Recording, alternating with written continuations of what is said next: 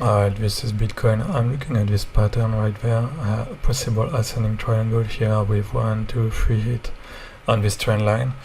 I'm looking at this because this is what we had last year before we burst out of it. The main difference this time though, it's that we are under the moving average with the red one on top, whereas last year's moving average were below us with the red one at the bottom acting as support. Right, this is for Litecoin, so same thing, moving average acting as resistance above us. Triangle is still possible to be bullish or bearish at this stage. We had this trend line here with 1, 2, 3 hits. It has been broken to the upside, but the bearish option is still possible at this stage. I think if you break above this level, it's gonna be bullish.